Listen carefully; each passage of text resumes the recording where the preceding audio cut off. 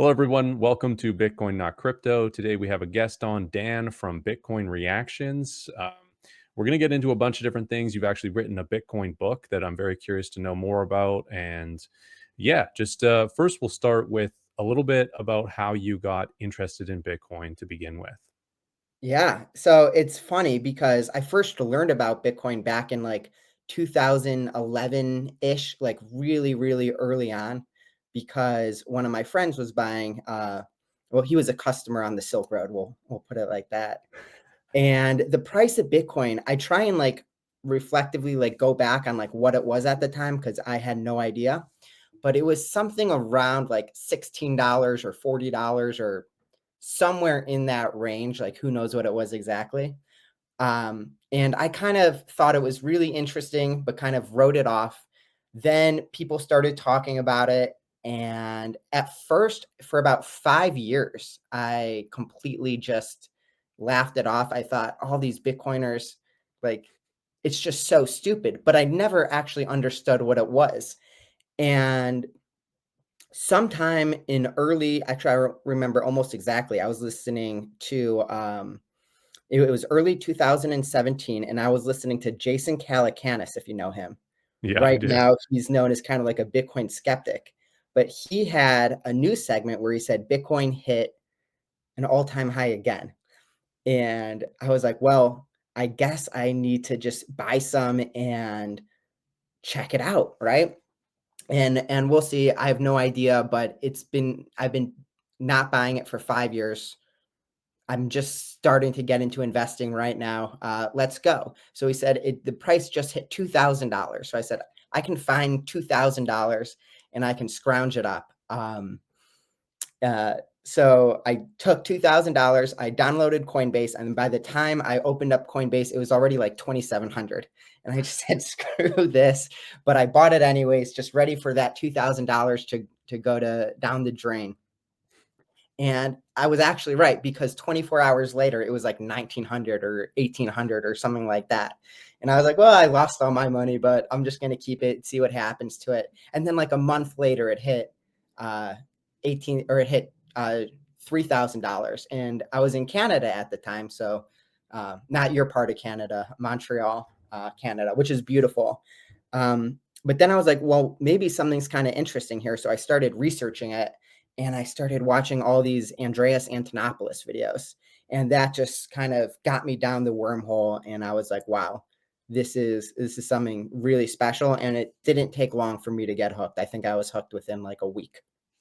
So what was it that got you hooked through there? Was it like the idea of it being an investment and seeing the price rise, or was it like some technical side of it or some social impact that Bitcoin could It have? was social impact for sure. So obviously, the price going up didn't hurt, but I wanted to know why. And if you've listened to Andreas videos, he rarely talks about the price. He talks about how this is like a revolution in money.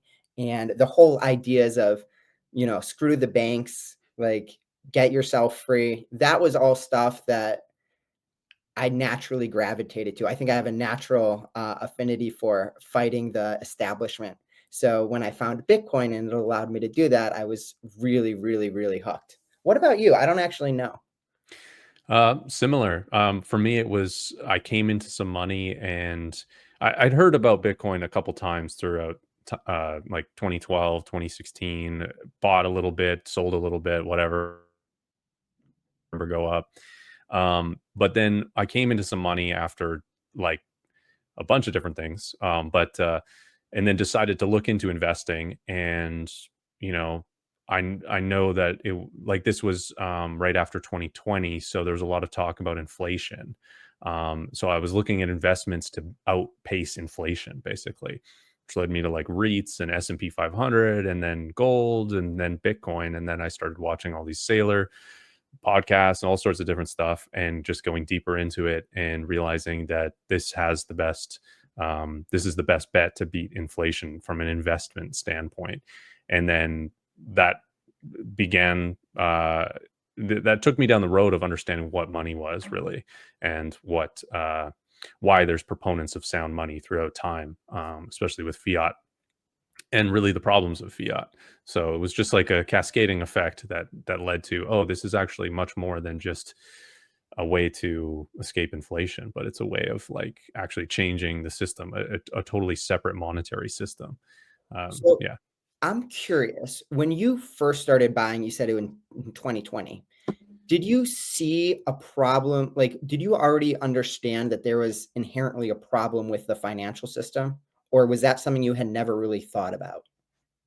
I don't think it was something that I like thought about. I knew it was corrupt. I knew there was something wrong with the way that money worked. I didn't explicitly know that it was because of central bank like money debasement. It was more like um, it's hard for me to put myself back there to think about it, but um, it made a lot of sense when I started learning that like price inflation was a byproduct of the devaluing of currency. Once that came up, like once I learned about that, that made a lot of sense. But I didn't know that to begin with. That's for sure. I was in the exact same boat as you were. And I'm curious how many people, like, this is just like a general thing that I think about. It's what percentage of people inherently know that the system is corrupt, exactly like you said, but they just don't know that Bitcoin is the answer. And in fact, from my personal experiences, listening to just a lot of media online, I think that there's this huge segment of people that know that the system is corrupt and want to change it, and they're actually anti-Bitcoin right now because they don't understand how Bitcoin works, and they don't understand that Bitcoin is really the only not corrupt thing probably in existence. But it's like, I just feel like there's a huge underbelly of the world population that is primed to get this eventually. And I don't know what that spark is going to be, but I think that it's really there. I think it is too. And for me, when I first learned about Bitcoin, it was in 2012, and I was literally like, I basically had just moved out of my mom's house. I was living in a hammock tent. I was hitchhiking around. I ended up hitchhiking across Canada. I had no money. I lived off. I hitchhiked for like 3 months and lived off of $250. And I went to this random Middle Eastern restaurant that had a Bitcoin ATM, and I was like messing around with it. But I at that time I literally thought like, there's that saying like money is the root of all evil. Like I kind of subscribe to that a little bit. I thought, there, we shouldn't have billionaires. Maybe like maybe we should, we should have more fair, more equal system, all this kind of stuff. And it wasn't. I wasn't like, yeah, I was wanting to like get off grid, live like squat on some land, get back to the land, like travel around, meet people. Like I didn't want anything to do with like the capitalist society at all. Um, because I thought there was something like totally wrong, and there kind of is, right? But it Yeah. turns out that like I had to learn a lot more about this system that I inherently distrusted, and then realized that we do need money.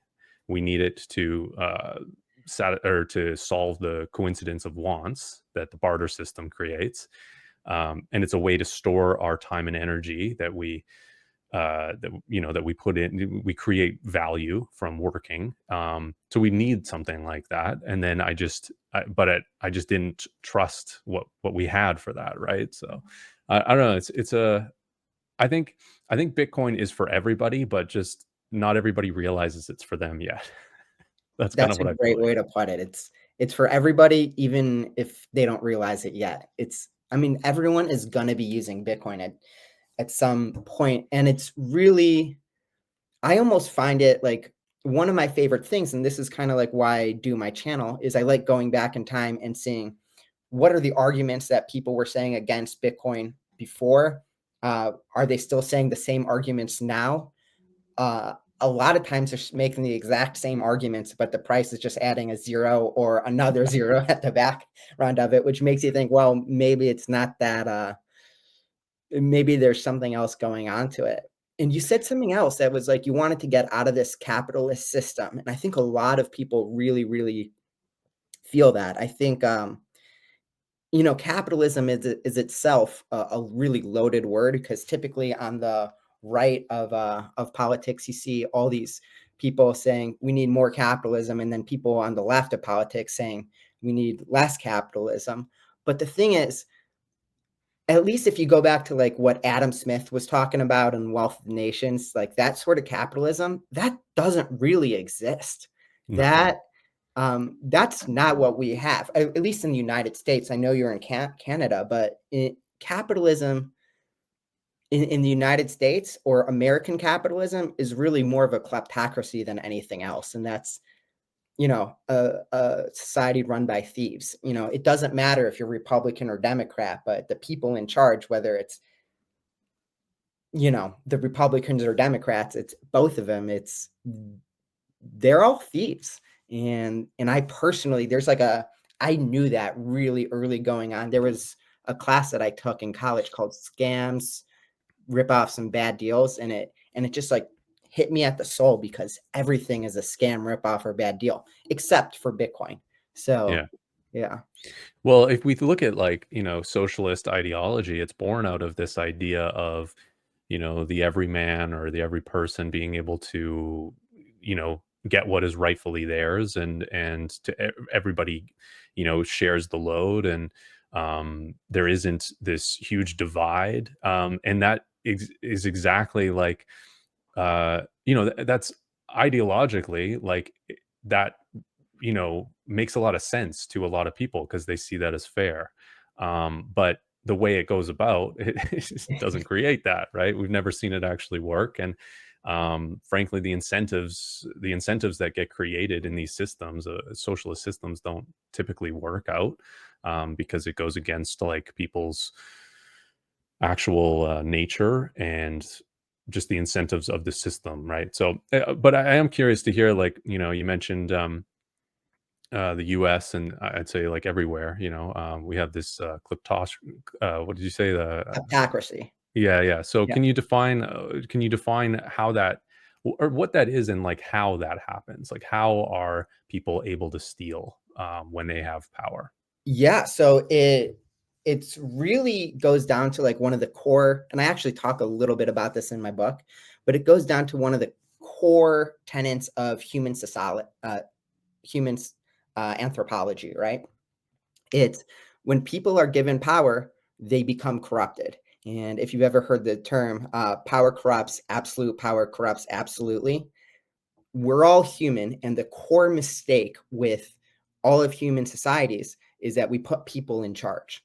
And whenever people get put in charge, they find ways uh, to take advantage of the systems that they're in charge on and use it for themselves. And that's part of being human, I think.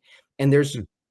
prior to Bitcoin, and this is really one of the things that really turned me on about Bitcoin at the beginning once I figured this part out. But with Bitcoin, it is in it is the only system that's not governed by people. It is the it is the only way to have a financial system that you're not putting people in charge. And in every other financial system that we've ever had ever, it's always gotten corrupted, even if the people started with good intentions, because people have been in charge. And even if they started good, like I said, they eventually turn bad. And with Bitcoin, it's just saying we're not putting people in charge. We're making it so nobody has any power. Everyone just has to follow the rules.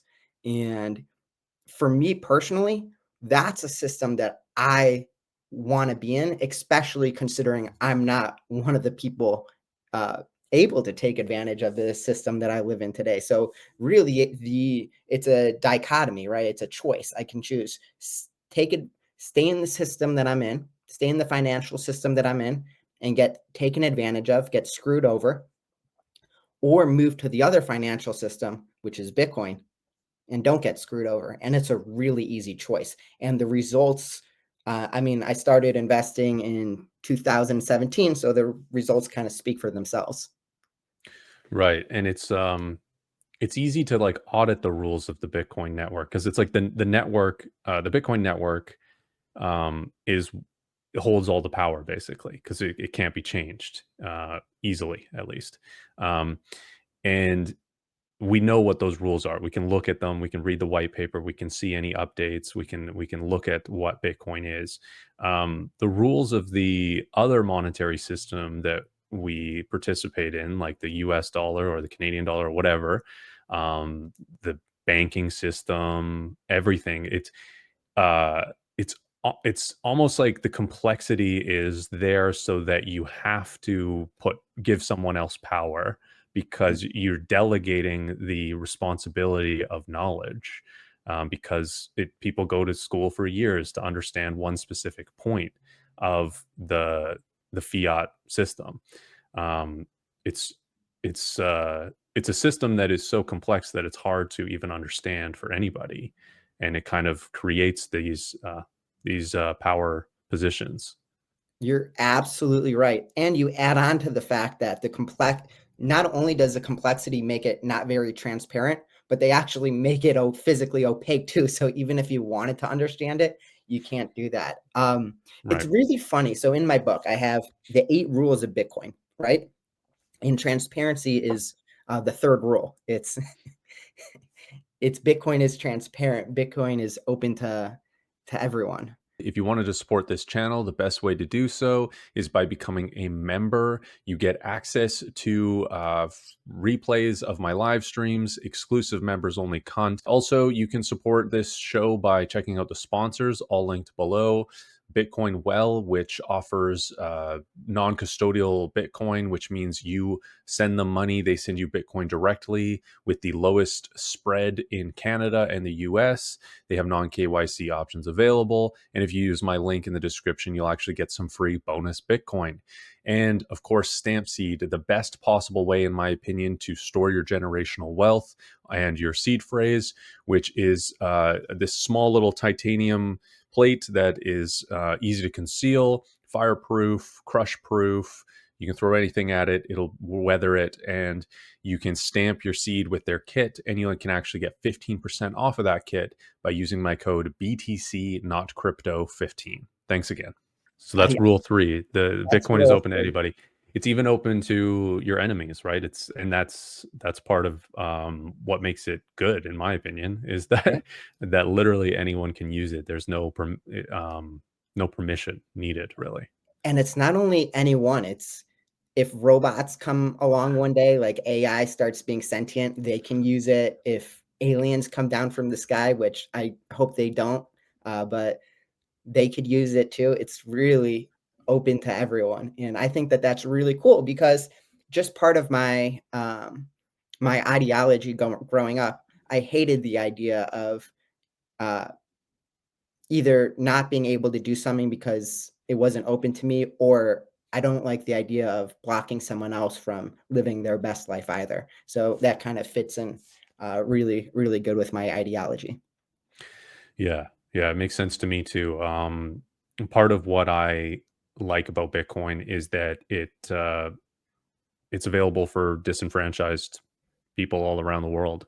And a lot of times, people in other nations, they don't have access to like the same capital markets and same financial institutes as people in the developed world have, for instance. And it's like completely unfair in Yeah, that way. It's totally not a level playing field. And that kind of comes back to like, a lot of people that might want, that might be like socialist in their ideology, tend to be a little bit bleeding heart, want people to be equal, all this kind of stuff, right? And it's like, if you live in a developed nation, you don't have the perspective of what it's like to live in a financially disenfranchised place, you should really be advocating for Bitcoin because it puts everyone onto that level playing field financially.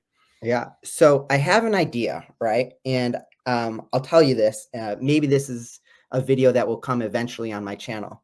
But one of the things I wanted to do was create a debate. And I don't even care what side of the debate I would be on because I think I could argue both sides really, really, really well.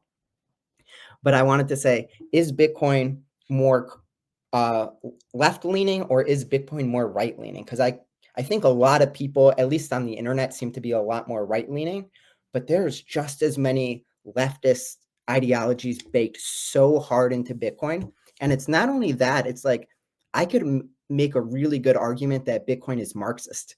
Uh, Interesting.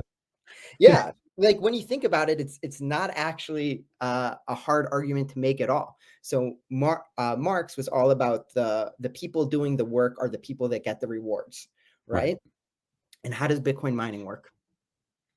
Yeah, the proof of work, the miners that mine it get the result. Yeah, the core aspect that makes Bitcoin Bitcoin, like Bitcoin mining, that is the most Marxist technology of all time. Um, if you put that out on X or Twitter, I'm sure you'd get a lot of pushback. But it's really true.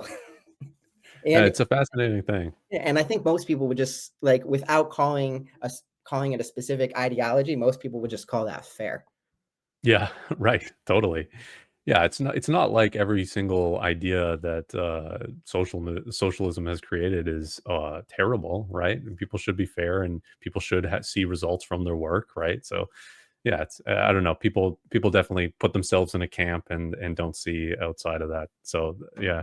Yeah. I'm curious to go a little bit more into those 8 rules of Bitcoin. Do you wanna go through them? Yeah, let me give before I'll tell you all 8 rules, but before I Okay. do, I just wanna give, like, the context, is the core point of my book, right? My book is called "What is Bitcoin? Your First Step Down the Rabbit Hole," meaning that this book was written for people, that don't know anything. I tried to write it for me back in early 2017, 2016 when I was really curious about Bitcoin. So I go a little bit into the technology, but the main point of my book, right, is that describing Bitcoin as money is probably, at least for me at that point in my life, was not a good strategy to communicate what Bitcoin is.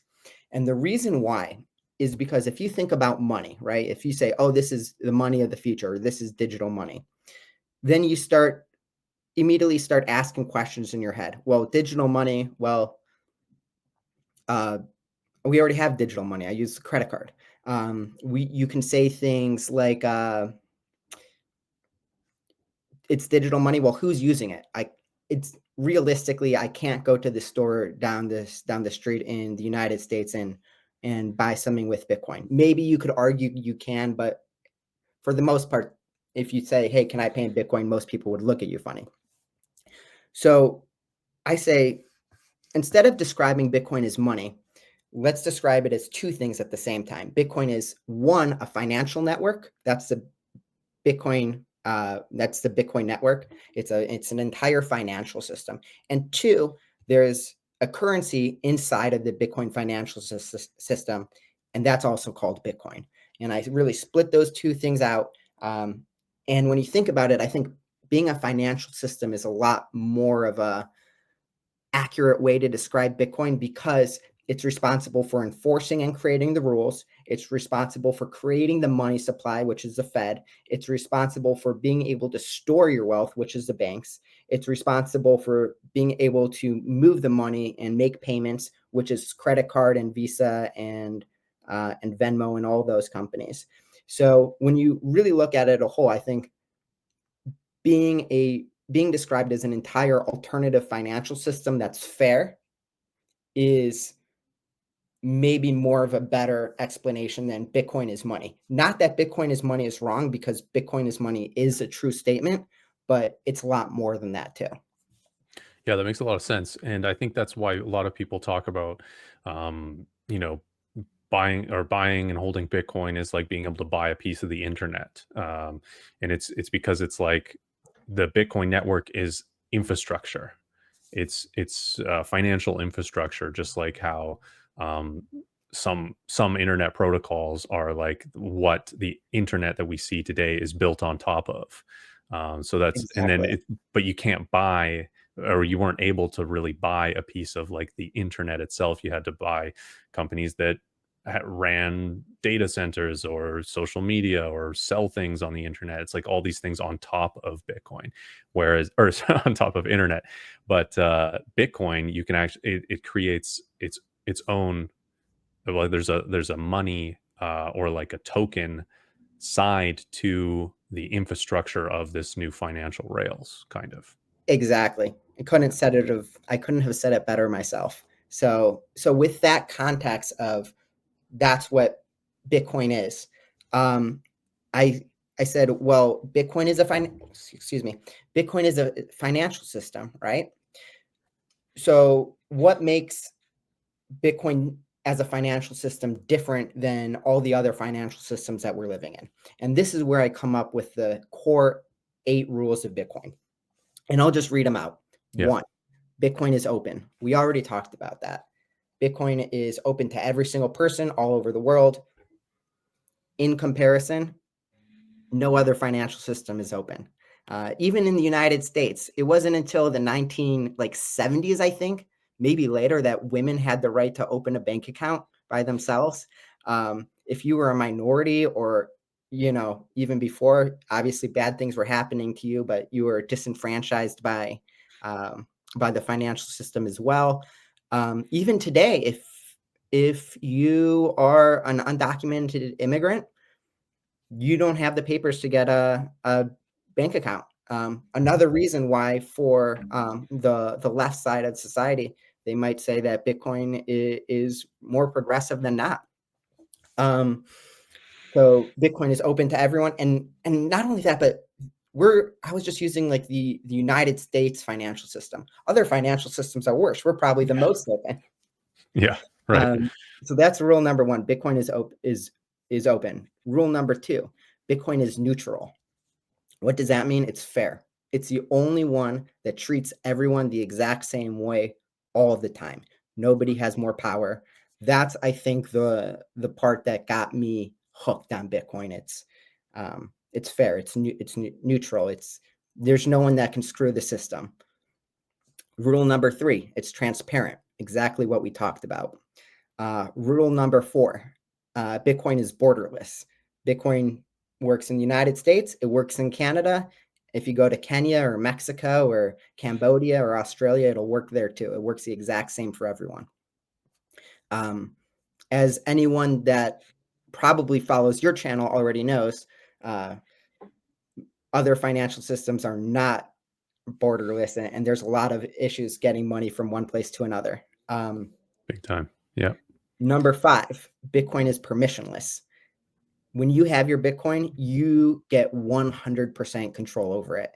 There's no banks telling you what you can or can't do. There's no ability to freeze an account. There's no clawbacks. It's your Bitcoin. Number 6, Bitcoin is immutable. Once something happens on the Bitcoin blockchain, it's happened. You can't go back. I didn't even hear, did Ethereum roll back, or did they decide not to? They decided not to, but I don't know why that matters. They rolled back in Not to again. 2016. Yeah, not to again. Yeah. But with if you're in the United States or Canada, it's not immutable. There's clawbacks. Ask anybody that has that accepts credit cards for their business. You get chargebacks all the time. Yeah, it's a big problem actually for businesses. Yeah. Yeah, it's huge. Number 7, Bitcoin can only be controlled by its rightful owner. This is really important. Do you remember the Wells Fargo fiasco that happened No. not that long ago? So Wells Fargo, they have a history of just screwing over their customers. I don't know why anybody would bank with them. I guess all the banks are trash, but one of the things that they were doing is they were taking people's bank accounts and splitting them into like 7 different bank accounts. So every person had 7 different bank accounts, and charging them like Oh, $5 yeah. or $10 a month for every single bank account that they owned. And it To get was a more huge, service fees. Yeah. yeah, it was a huge deal because they opened up somewhere along the lines of millions of extra bank accounts for people, charging fees every single month. And they ended up getting sued for like billions of dollars. But I did the math at some point, and even with getting sued for billions of dollars, they ended up making bank. Like, what's the point of getting sued for $1 billion if you make $2 billion in revenue? It's at that point, they're just incentivizing them to do it again. Right, and Right? it would be juicing their numbers too every quarter, like their earnings. It would, that's part of their financial statements to seeing like new opened accounts. I mean, it's like total fraud. That's It crazy. yeah, it's not even like total fraud. It is total fraud. Yeah, It's terrible. But the reason why they could do that, right, is because they controlled your dollars. right. With Yeah. Bitcoin, you control your Bitcoin. It is 100% yours. So that Wells Fargo fiasco just cannot happen. Mhm, Um, but even more than that, just in terms of like fractional reserve banking, where you think that your dollars are in the bank account and they're not actually at the bank account at all. We could mhm. talk about that more later, but yeah, your dollars are being used by other people. They're not being stored by you. Like you have Yeah. no control over them. So with Bitcoin, that's a big difference. And eight, Bitcoin has a predefined monetary policy. Um, Everyone here knows listening, Bitcoin has 21 million units. To me, the 21 million units is actually less important. I think that even if there was some sort of ever inflating monetary policy where it just keeps on getting inflated by lower numbers over time, it wouldn't really care. I know a lot of people will disagree with me, but it's more the fact that Bitcoin, they've decided what their monetary policy is going to be, and they've stuck to it, and nothing can change it. And the fact that it's predictable, and we all know what it's going to be. And I guess it goes back to being transparent with us. That's really the really important part to me. And when you look at the hard limit of 21 million, making a hard money standard, maybe that is one of the things that really made Bitcoin grow and special, and one of the things that really um, made Bitcoin into what it is today. And if that's the reality, then that's fine. But to me, the important part is just that it has a predefined monetary policy and it's sticking to it. And it happens to be 21 million. Right, yeah, the number, it doesn't really matter, but, the monetary policy staying the same allows, it's like that measure. It's like, people talk about how the fiat system is like a broken ruler. Like we use fiat to value everything else, but we actually have no idea how much US dollars there are. Mm-hmm. And it's ever inflating, and it changes in its policy depending on what the Fed decides to do. Whereas with Bitcoin, we know its issuance, we know its max supply. All of these things can be calculated for, which makes a lot more sense. And yeah, allows you to know what's going on. Which, yeah, I think that's a great rule. I'm curious to know a little bit about, how these rules stack up to crypto. Right? Like, we're talking about Bitcoin here, but there's tons of shills out there that'll say, "Oh, this is the next Bitcoin," or "This is better than Bitcoin. This coin is going to revolutionize whatever." Um, are these things what makes Bitcoin important, and why doesn't this apply to other cryptocurrencies, or Yeah, where do they fail? that is such an amazing question, and I almost feel like I paid you to ask me that question. I didn't. This is completely unpaid. But the final chapter in my book is Bitcoin versus crypto. And before, it's so funny. I just had this argument with my mom. She hates whenever I say Bitcoin, not crypto, because to her it's really all the same thing. She's like, Bitcoin is crypto. What are you talking about? And there's an entire society of people that don't know any better, or that say that legitimately think that they're the same thing, right? So for this conversation, even though you're 100% right, let's pretend that we're talking to people that don't know the first thing about Bitcoin. Mhm. And so, how does Bitcoin compare to every other cryptocurrency, um, not named Bitcoin? Because yeah, I know a lot of people really get stuck on that.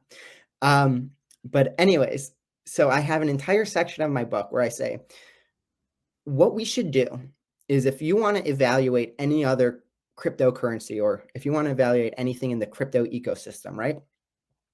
Use those 8 rules as a framework.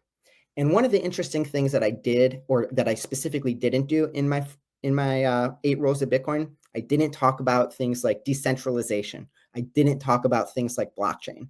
I think that those are buzzwords that really do more to confuse people than to help explain things to them. But I actually say, I'm not going to tell you what to think about other cryptocurrencies or crypto. I'm going to just give you my framework of follow these 8 rules and compare them to any other cryptocurrency. And I actually do that in my book to Ethereum. So we can go down the list of saying, is Ethereum open? And the answer is no, not really. It's open for everyone to use as a customer, but the mining process of it, they don't even mine anymore, but the validation process of it isn't really open to everyone. You have to have a certain amount of Ethereum, which costs a lot of money. There's physical limitations to being able to validate the blockchain yourself. So is Bitcoin open? No. Is it neutral? This is a big one. Obviously not. Just the fact that they had the ability to make a vote to roll back the blockchain shows you everything you need to know. It is not neutral. No, Is it not at all. Exactly. Is it transparent? The blockchain in Ethereum itself is transparent, but what about that decision-making process that Vitalik was going through with the rest of his board? Is that transparent? No. I don't know what was going on through his head. So it's like half transparent. Maybe we could call it. Is it permissionless? I would say, yeah. I would say it's probably permissionless. Maybe you can give me an argument as to why not, but if I want to send Ethereum to any other person, I could do that fairly easily. Has there been because I know like if you're using Tether, they've been compliant with like the US for like depending on who is sending it back and forth. I'm not sure if that's happened with ETH or not. Not to my knowledge. Yeah, I could be wrong. Someone in the comments explain that I'm wrong, but you don't have to fail on every single one of these to know of that it's course. a bad system. So I'm Right. going to give Ethereum the benefit of the doubt. It's borderless and it's permissionless. Sure. I'll give it there. Is it immutable? Mostly immutable, but as we just said, like they've already had one huge rollback and they can't do it again. It's really not immutable. If especially if you're going to be if you're going to want to use it for the types of things that a nation state is going to want to use it for. It's not immutable. Can it only be controlled by its owner? This one's a little bit tricky because if you're using a standard HD wallet with Ethereum, chances are it's probably only going to be able to be controlled by you. But if you're using any one of these major smart contracts that have been proven to have a lot of hackable parts of them, Yeah. no, people can use your Ethereum. People can steal it from you. No. And then does Ethereum follow a predetermined monetary policy? Absolutely not. I actually go through a list. I can't even remember because it's not worth remembering how many times Ethereum has changed its monetary policy, but it's a lot. It's like half a dozen or maybe more. So It's a lot. Yeah. yeah. So it really doesn't compete on the concept like Bitcoin. These concepts make it in my eyes perfect or maybe near perfect, I guess if you wanted to give it a little leeway, money. So Ethereum doesn't compete with Bitcoin in this space because it fails, 6 out of 8 of these completely, Yeah. right? So I guess then what people talk about is, well, people don't even go this deep when they when they evaluate cryptocurrency, but they'll say, oh well, transactions are faster, and I can do smart contracts on top of it. I can mint NFTs, or I can do DeFi, right? So it's always with these things, it's like they always try to evaluate it on things that they can beat Bitcoin at, but they don't talk about, okay, is that actually important or valuable compared to how Bitcoin can beat cryptos?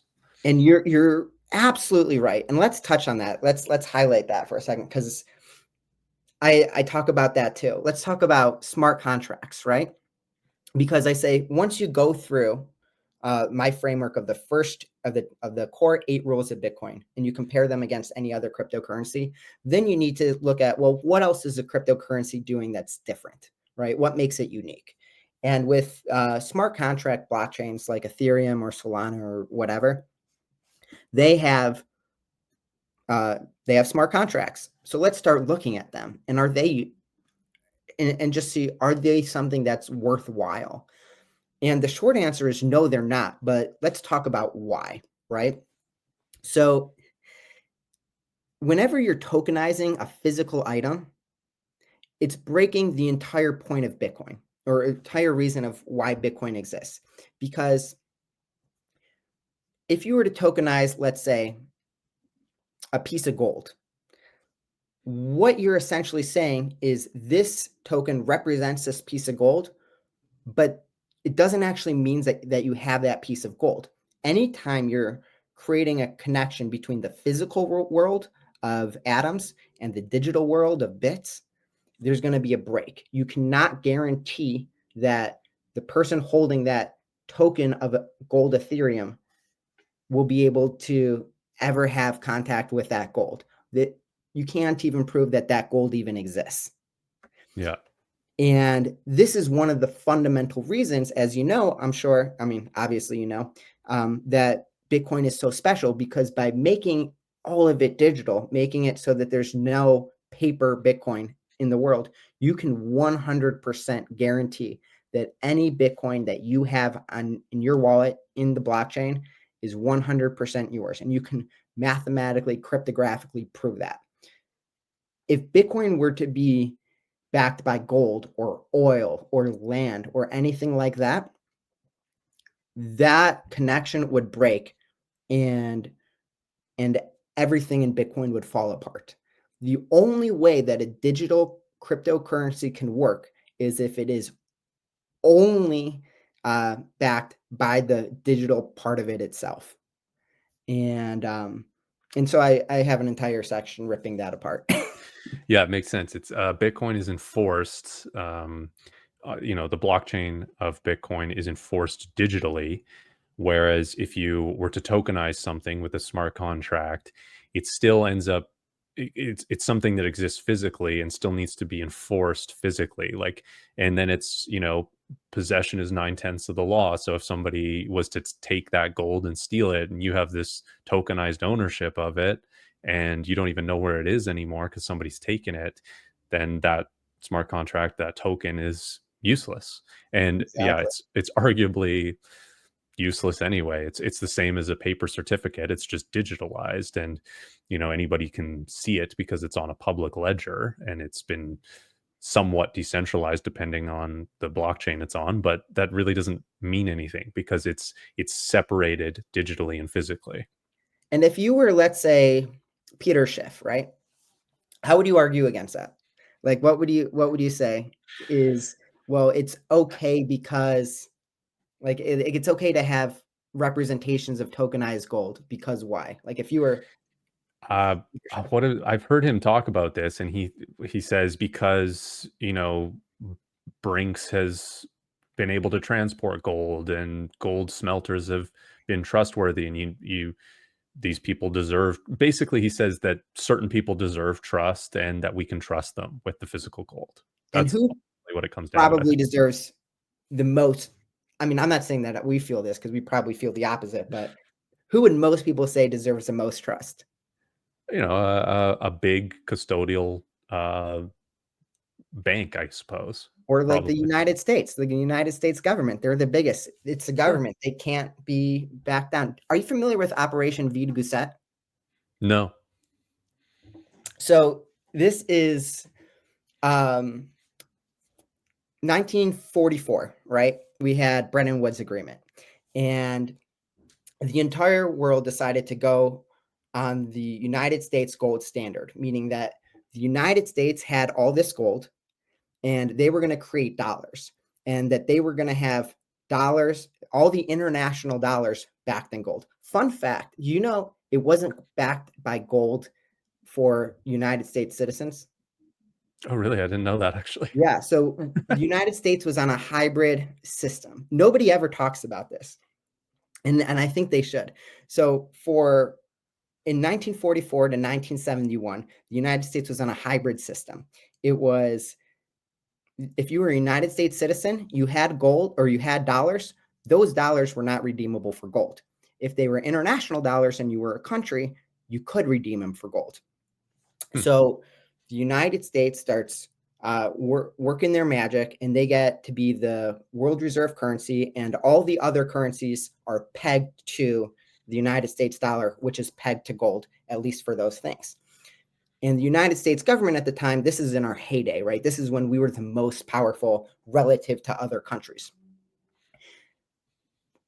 They were breaking the trust. They were printing all these dollars that they didn't have the gold to back. And people were beginning to realize this. So Charles de Gaulle in the early 1960s, I want to say 1963, but somebody can check me if I'm wrong. He started an operation called Operation Vide Gousset. It translates to Operation Empty Pockets. And basically, he knew that the United States government was making a whole bunch of dollars that they couldn't cash. So he started repatriating all of this gold from the United States and Britain, who had some, over to France because he was trying to help his country. And he did that for 6 years. And eventually, there was a stop, but the United States hit a snag in the economy in the early 70s. And France was like, we want the rest of our gold. So what France did is they sent a warship down to New York Harbor to collect the gold from the Federal Reserve there, and that's when Nixon had to Go off cut. the gold standard. Exactly, that's when Yeah. Nixon had to go out the gold standard. But Operation Vide Gousset, that's basically just a sign that no matter who you are, even if you're the most important, trustworthy organization in the world, you can't be trusted. Yeah, and it's interesting. Yeah, you pointed out, most trustworthy custodian basically of something like that we would value like gold would be the US government, and that's because it has the US military behind it. And it's really, like the physical world needs to be enforced physically, right? And they have the Mhm. most physical power projection being the biggest military. And I guess I wanted to just see if you could draw some parallels to how Bitcoin works and how the hash rate is almost like a way of securing the Bitcoin that's on the network. Yeah, absolutely. So basically, take a step back for anyone that's unfamiliar. But the hash rate is essentially the amount of computers or the amount of energy being spent to validate the Bitcoin network. And right now, it is at some ridiculous number. If you are anti Bitcoin, you probably have said something along the lines of it uses up the entire energy of Argentina or some country. The country is getting bigger every day, right? But what that really is saying is that, or the way that I think about it, is that energy is like a giant bodyguard that is making sure that nobody is able to hack the Bitcoin network. Because if you wanted to adjust and manipulate the Bitcoin network to work on your rules, or if you just wanted to like hurt it, you would have to be able to create enough energy to beat the rest of the Bitcoin network that is acting fairly. And that's essentially impossible to do. But there's another key, right?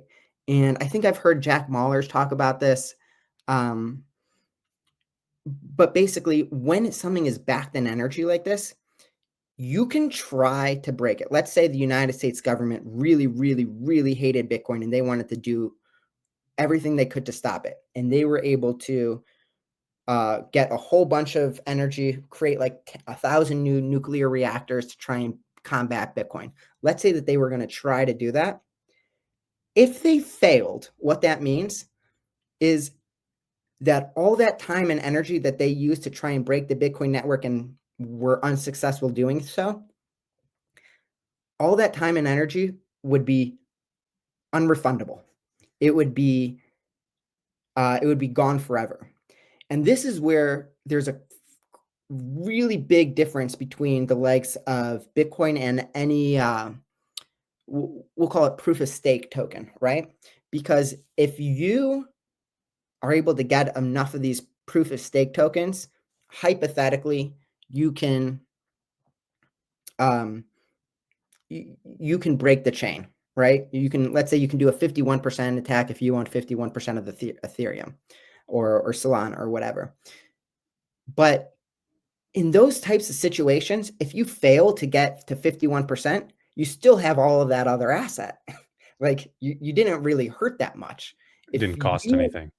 Exactly. It's like you're fighting against the dummy. You're fighting against a doll that's not fighting back. With Bitcoin, if you're going to try and attack it, which is really not a smart idea, but if you're going to try, you're going to have to face the repercussions. And there's really no repercussions with attacking any other system. So not only does it stop you from, not only does the Bitcoin mining and the Bitcoin hash rate stop people from attacking Bitcoin, it makes it so even if they try, they get punched back.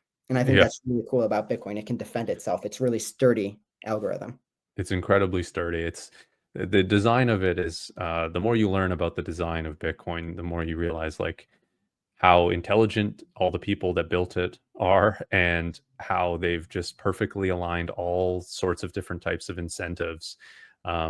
Yeah, it becomes like the miners are incentivized to act fairly because they're rewarded for it. Yeah, So like a wannabe attacker might realize, well, it's actually probably more beneficial to just support the network as well. exactly. So let's look back at like the Wells Fargo example, right? What was their incentive for breaking the rules of the financial system? To make more money. Exactly. What When you have the wrong incentives, Charlie Munger talks about this. He hates Bitcoin, but he but he says a lot of smart things too, or he said a lot of smart things too. If you look at the incentives, he can show you the outcome. Yeah, The incentives in the financial system are to cheat and to steal and to destroy it. The incentives of Bitcoin are to keep it working, and because if you keep it working, you get money, you get rewarded, and if you break it, then you get hurt. So it's yeah. incentives are everything. Oh, it's awesome. Yeah, it's really great. I wanted to talk a little bit about your YouTube channel. I've quite enjoyed it because I find, you've done some deep diving, some finding of these old amazing clips. Like it's like Bitcoin history, right? But then you commentate on them. So your channel is a reaction or commentary on Bitcoin videos of people talking about Bitcoin or whatever, or maybe cryptocurrency sometimes, and you get to really beat some sense into some of these videos maybe. But what I like about it is it's a snapshot of time, but then it's updated with your commentary, which I find you know what you're talking about a lot. So it's nice to have that addition of current commentary on something that happened in Bitcoin's history. I'd like to hear a little bit about what you've learned from doing these types of videos, and just any insights that you have from it. Yeah, thank you so much. That's a really nice endorsement.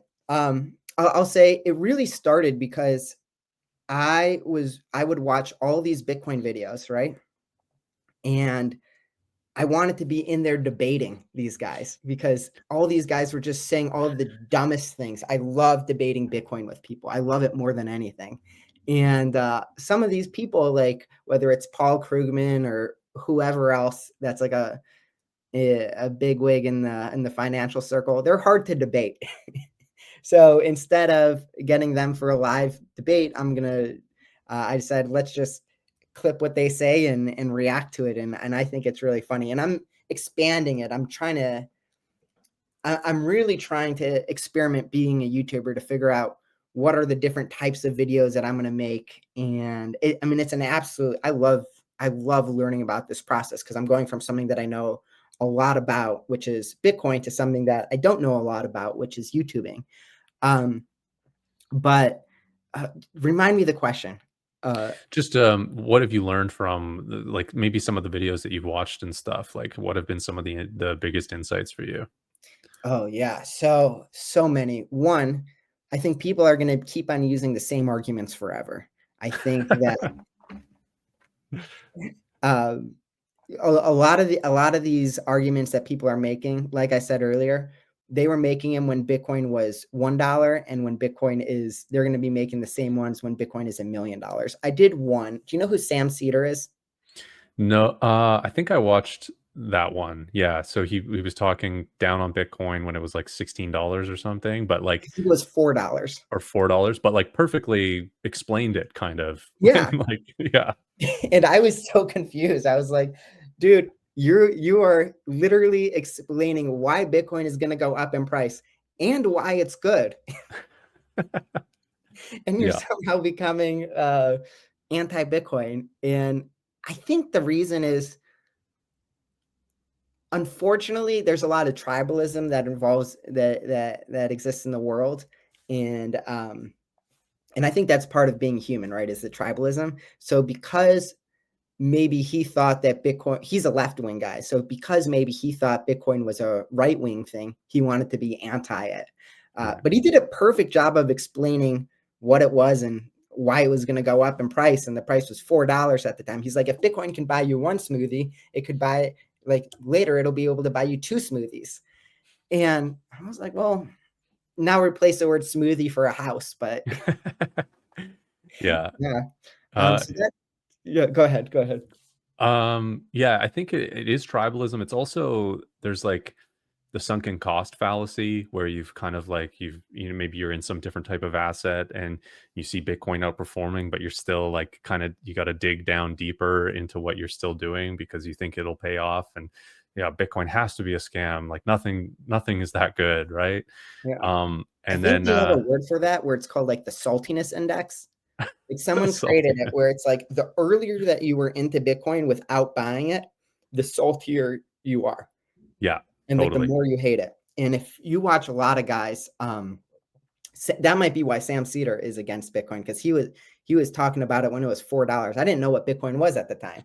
I Yeah. had to wait till $16 or something like that before I. But for all those people, I just have to say, like, I get that you missed out on the truly life-changing money. Like I missed out on it too. I feel really dumb because I didn't buy it at $16. That's something I'm gonna have to live with for my whole life.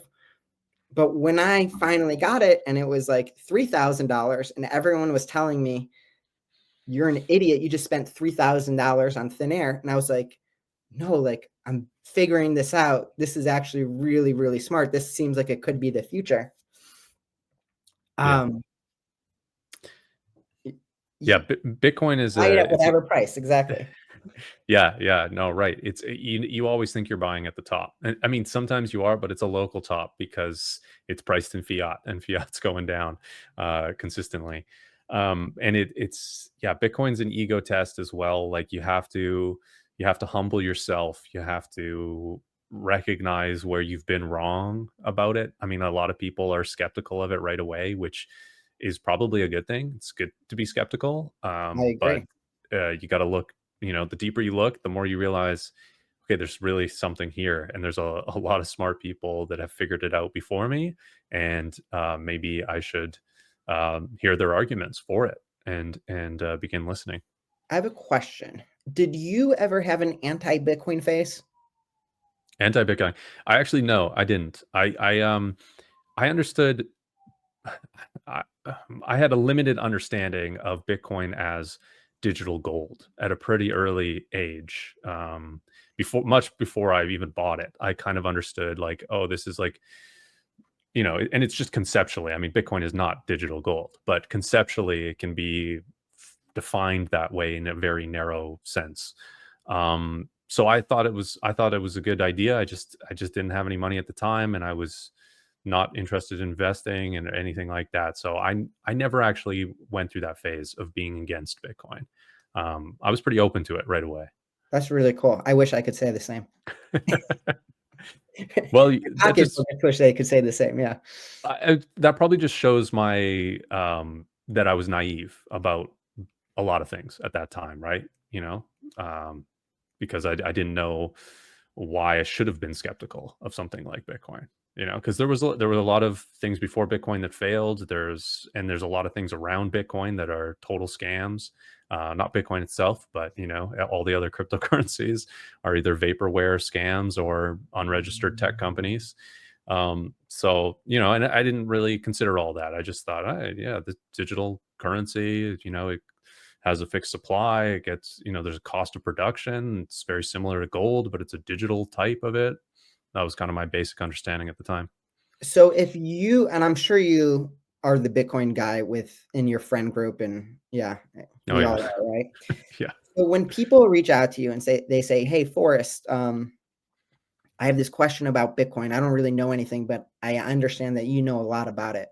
What are the first things that you try to do that you trying to get through their head? Like, what are the first things that you want to explain to them?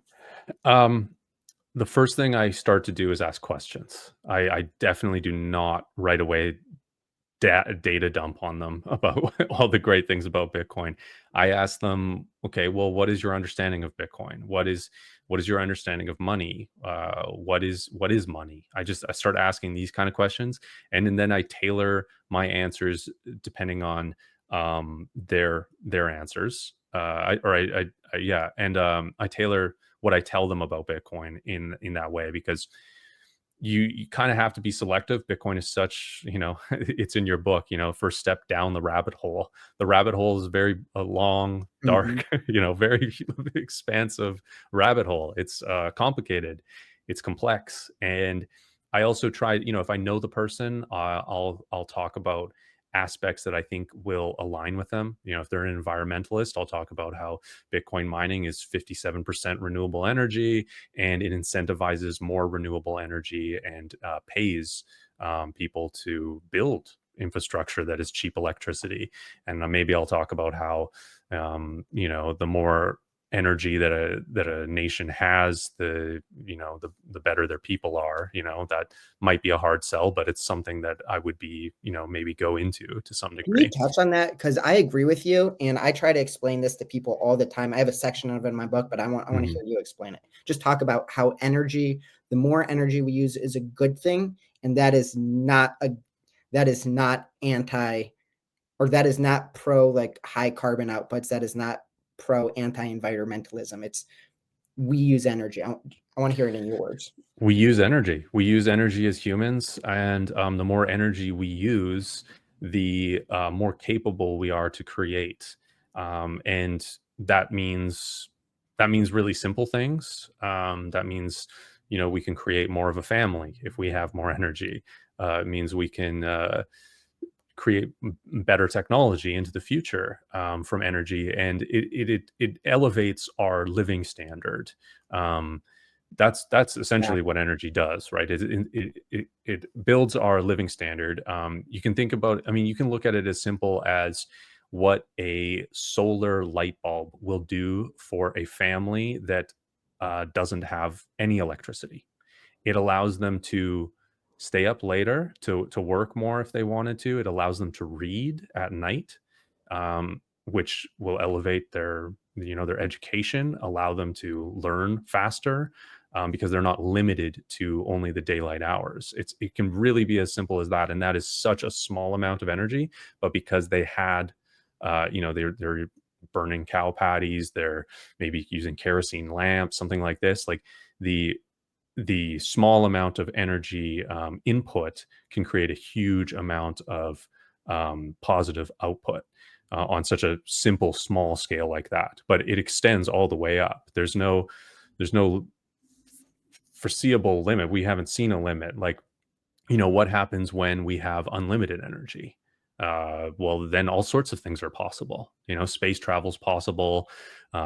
Interplanetary species is possible.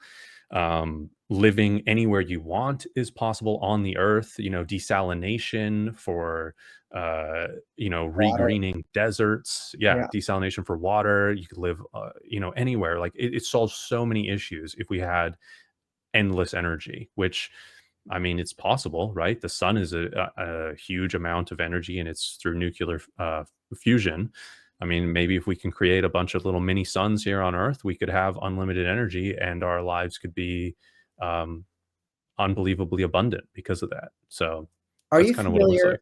with the different ways that is it astrophysicists or cosmologists, whoever the people are that study space, how they define the different categories of societies that they might encounter in the future? Oh, no, I haven't seen anything on that. So the spark notes are they separate them into tier one, tier two, and tier three societies, Hmm, and they all relate to how much of the star's energy, their local star's energy, they can use and they can harness. interesting. And humans are still on type zero, but Huh. scientists are basically saying that they think that there's at least potential for aliens to be using different stars energies, and that's what's going to really make societies advance to the next levels, and that we're still only at type zero. So energy usage is really, really important, and it doesn't have to be fossil fuel coals that are going to deplete the earth. Yeah, fossil fuels are incredibly inefficient, and I mean, the only reason we're alive is because of the sun, right? It's like it creates the gravitational rotation of the Earth. It creates the light for plants and for life. I mean, it creates heat. It's the only reason we're alive is because of this big ball of energy in the center of our galaxy. So yeah, I mean, it makes a lot of sense to me that we need to increase our energy output, which goes against a lot of maybe people's beliefs. But I think that it's a hard pill to swallow, but it's an interesting conversation and interesting thing to begin to understand and pick at. And if you have it's the same thing with Bitcoin, right? You might have problems with certain perspectives that you have of Bitcoin, but if you pick at that problem, if you yeah, that's what I would kind of recommend back to the, talking to somebody is that's why I ask questions is because it's like, what is your problem with this, right? What is the problem that it could solve, right? It's all about problems. That's how I always investigate anything. Like you don't investigate what you already know. You investigate what you don't know or what you don't understand, and you understand you investigate the pain points, which are the problems, right? So Exactly. that's what I would do. Man, you articulated it so well. That's really great. Yeah, Dan, I appreciate your time here. I just wanted to let everybody know what is Bitcoin. Your first step down the rabbit hole. It's available on Amazon. You have it available anywhere else? Just on Amazon for right Just now. Amazon. It started off as a passion project, and but it's really because everyone was coming to ask me, you know, what is Bitcoin? Is Yeah. Bitcoin something I should look at? And I wanted to explain it to them in the exact way that I wanted someone to explain it to me. Because, like I said, one of the things I try to do is I try and avoid words like blockchain or decentralization, or I really think that those are not only not helpful, but they just serve to confuse. And because of the terms like blockchain and decentralization, that's what ends up getting a lot of people to lose their money in all these other cryptocurrencies that are, we'll call them shit coins for now. Yeah, Uh, absolutely agree.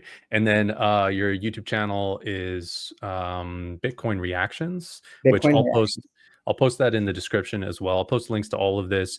Do you have any final thoughts, anything we haven't covered, or anywhere else that you'd like to direct the viewers as well? Yeah. So one of the things that I'll just make an advertisement on your channel, if that's okay. Of course. One of the things that I want to do on my channel is I want to talk and I want to interview two types of people specifically. One, I want to interview people that hate Bitcoin. I want to have a debate on them with them, or even just a conversation to see why they hate it. I want that more than anything. And the other type of people that I want to talk to are I want to talk to people that are intrigued by Bitcoin, very skeptical, but just want someone to handhold them through their process. And if you're willing to do any of those things, either debate Bitcoin or learn about Bitcoin from me live on my channel, or not live, but recorded on my channel, I want to talk to you because I love those types of conversations more than anything else. That's a great idea. Absolutely great idea. Just a quick plug. But yeah, Nice. buy my book. I made Yeah. yeah, it's really exciting to have a book out. It feels good. And watch my videos and like and comment, and let's get me subscribe, or let's get me more subscribers. Yeah, absolutely. I highly recommend your channel. It's always entertaining to watch. And yeah, I appreciate your time, Dan.